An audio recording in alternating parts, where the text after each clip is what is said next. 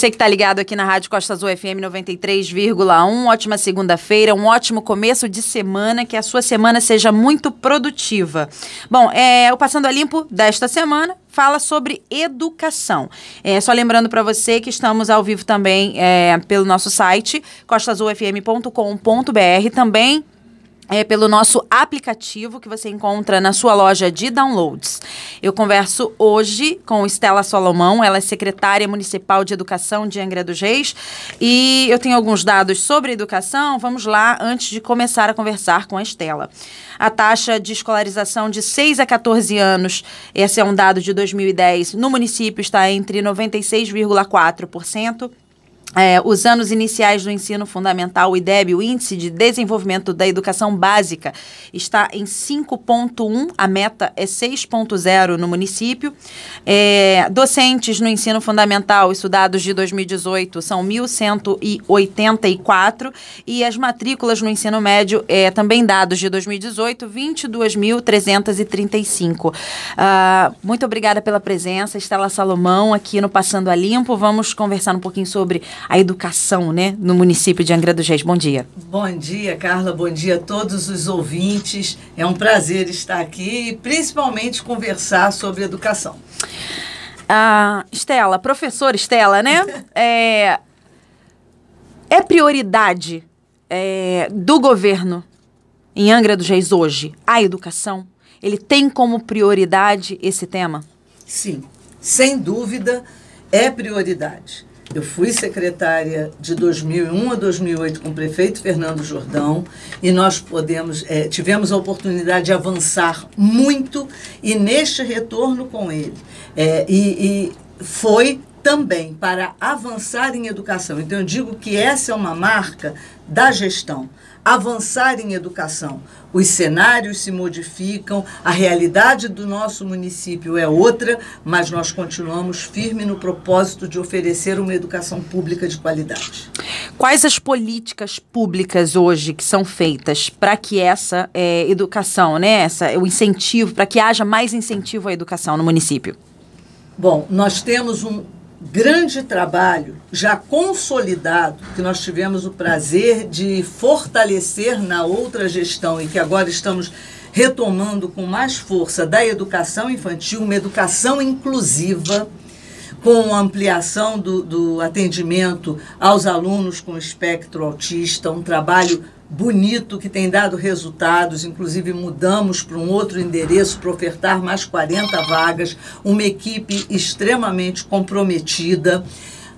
O crescimento da educação infantil, voltamos a crescer na educação infantil. Nós já estamos ofertando 250% a mais o crescimento na educação infantil de 1 a 3 anos. Então, eram crianças. Antigamente, a nossa lista de pré-matrícula de creche era de 1.700 crianças. Atendia 100, 120. Nós já atendemos 1.400 crianças. Só com essa reorganização. Abrimos novos espaços para 4 e 5 anos. Então, o município vem fazendo uma expansão de rede física que há muito tempo não acontecia, para justamente mostrar que a oferta é fundamental, né? Nós precisamos construir espaços, dar espaços dignos, com qualidade, avançar, mas temos o debate, a luta da qualidade, porque não adianta só ter prédios.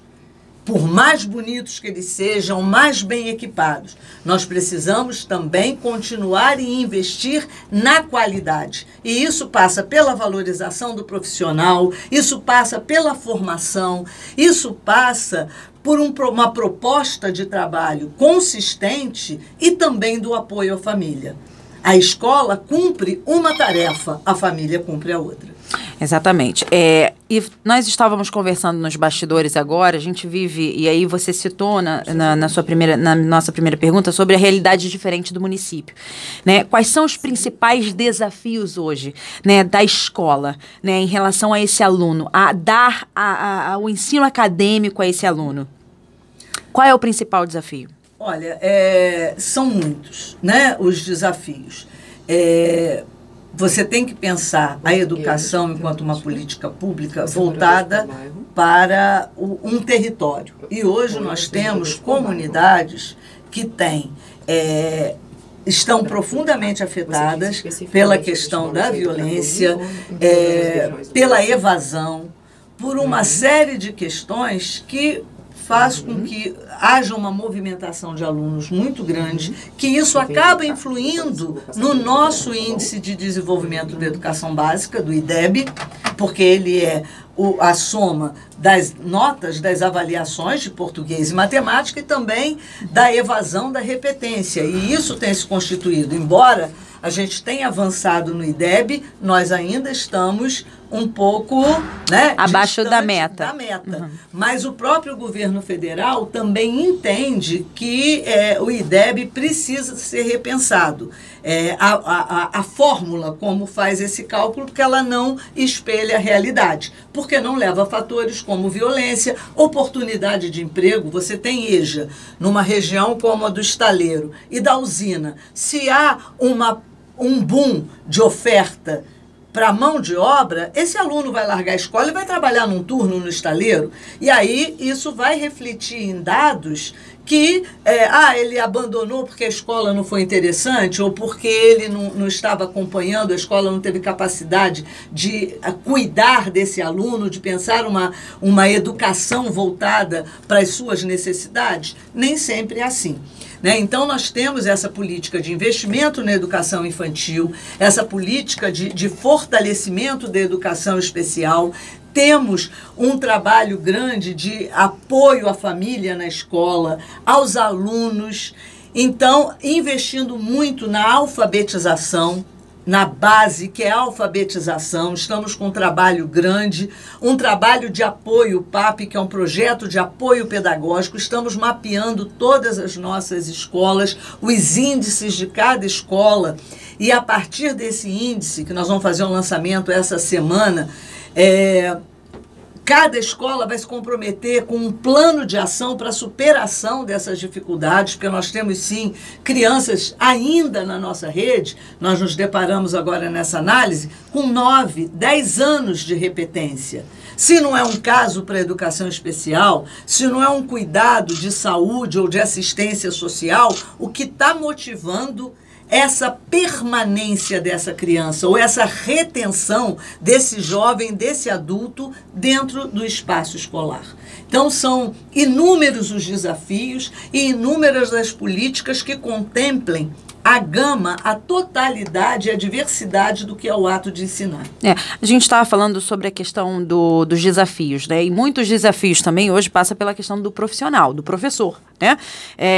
Que vem sofrendo também, assim, muitas ameaças, por exemplo, em lugares de grande vulnerabilidade, com problema de falta de segurança. E a gente recebeu também uma pergunta aqui de ouvinte falando sobre a falta do professor na rede municipal.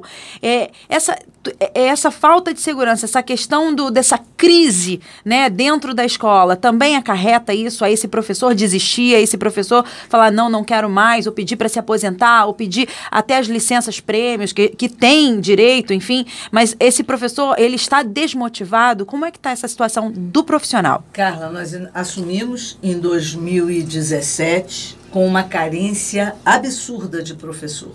O município com uma situação financeira muito delicada, 500 milhões de dívida. Foram momentos difíceis em 2017 para poder organizar a casa, né? O trabalho que o prefeito Fernando Jordão fez com a equipe econômica do governo, enfim, estabilizou.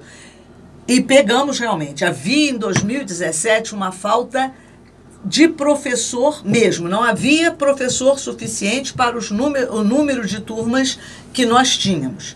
Conseguimos avançar na educação, fizemos processo seletivo, que a princípio era para 97 vagas.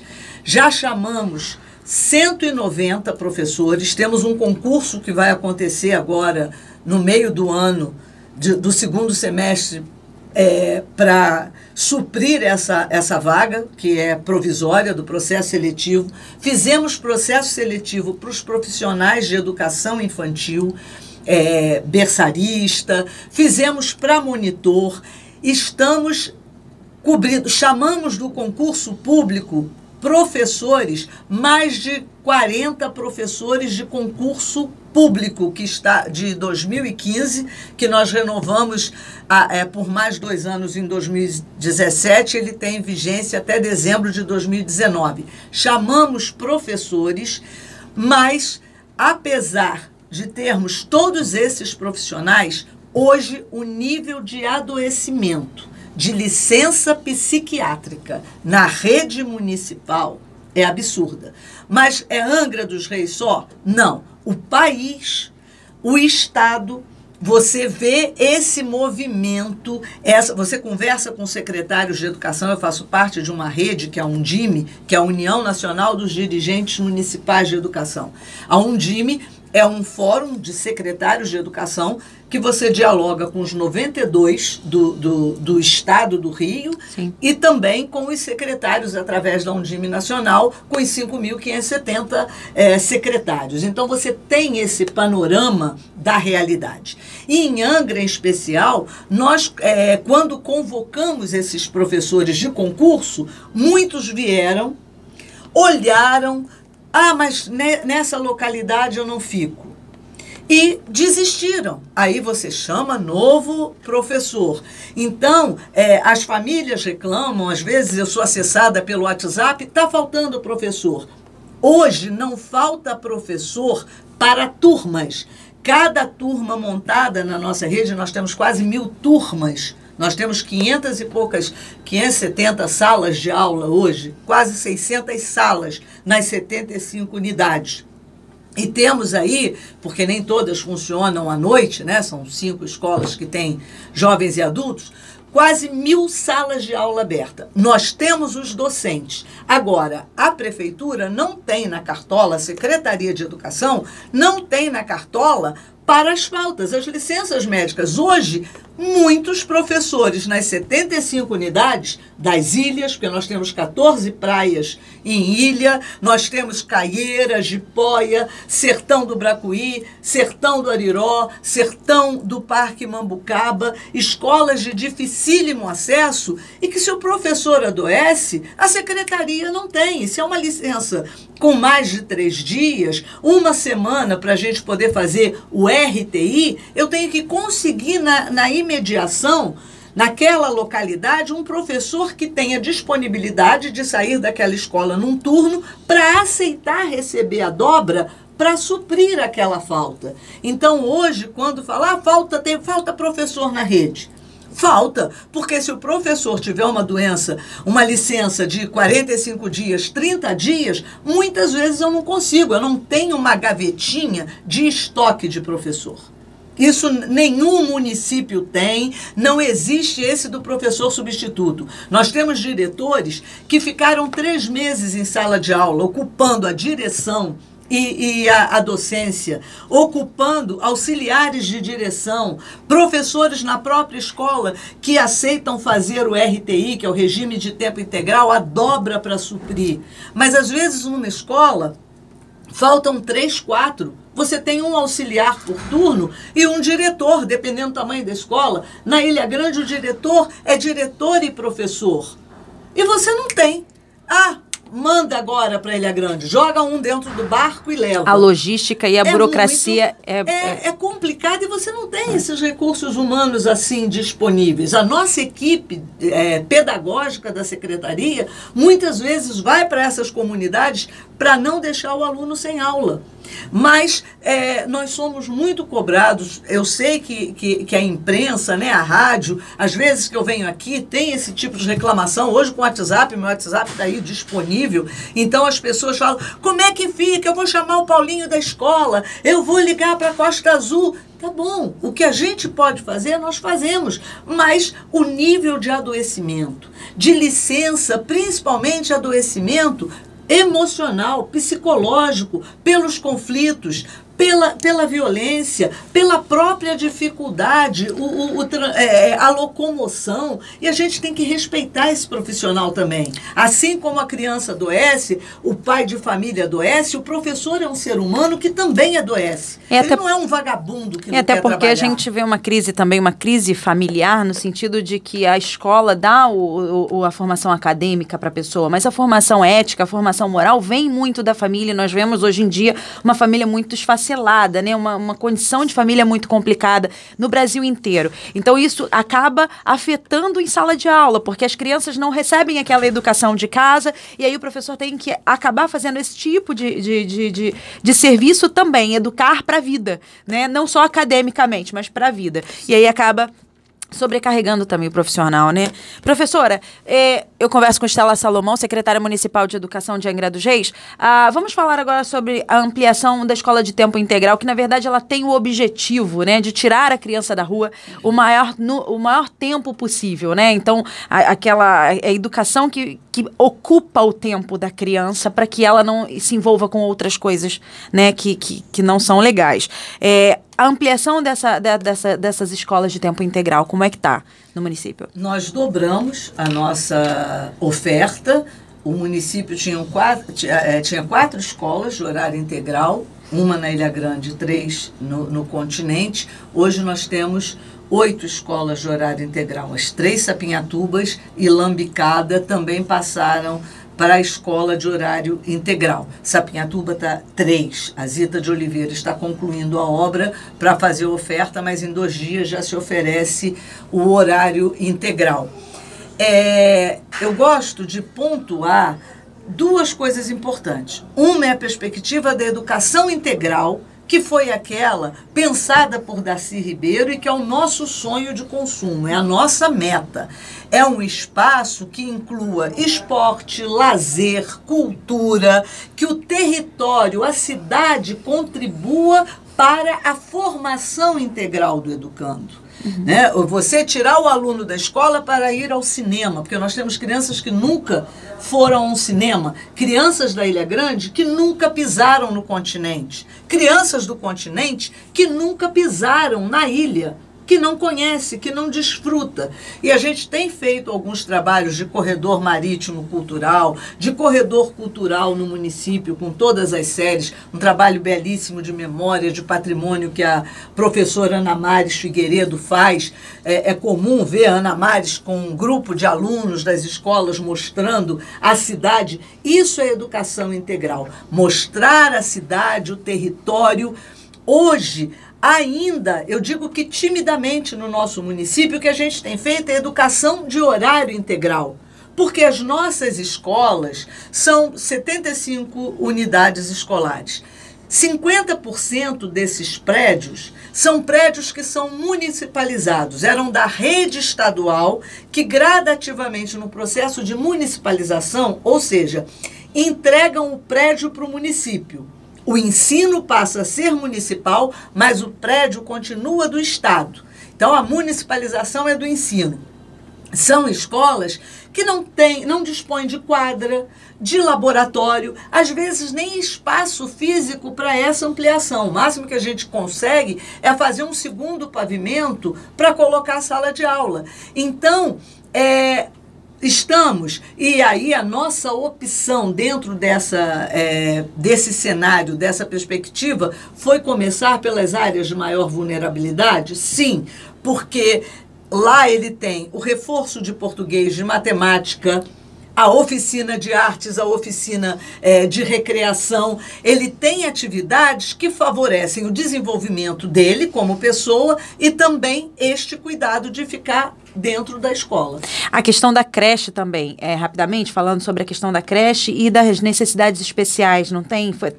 Ampliou também essa questão. Sim, estamos fazendo um trabalho grande de ampliação, em especial a UTD TEA, que nós mudamos para um outro espaço para atender mais 45 crianças. Os nossos alunos de altas habilidades e superdotação, que é uma equipe também que faz um trabalho maravilhoso, tem recebido premiação em feira de astronomia, em Olimpíadas de matemática, ciência. Nós temos alunos com um trabalho belíssimo que essa equipe faz e o trabalho de creche que a gente vem ampliando bastante. A oferta da educação infantil, como eu disse, já quase 300%. E nós vamos abrir até o final do ano mais creches, a do Campo Belo e a do Belém, do Parque Belém, que vamos oferecer aí mais 450 vagas para 1 a 3 anos. Ok. Infelizmente, nosso tempo é curto, pena, professora. Falaríamos aqui mais ou menos mais de 2 horas aí em relação à educação. Muito obrigada pela sua presença aqui. E para a gente fechar sobre isso, só o conhecimento transforma. Só a educação transforma. Exatamente. E a gente tem que valorizar o educador, valorizar a cada um que cotidianamente dedica o seu tempo ao ato de ensinar. O ato de ensinar liberta, é um ato de amor que requer compromisso. Compromisso político com a educação. E é uma pena que muitos entendam hoje que educação é um ato político para a baderna. E não é baderna. A educação se dá na liberdade, com conhecimento e crescimento de todos. Muito obrigada, Estela Salomão, secretária municipal de Educação de Angra dos Reis. Continuamos a semana no Passando a Limpo com Educação, quarta-feira às 9h40 da manhã. Muito obrigada. Você confere essa matéria na íntegra no nosso site costaazulfm.com.br.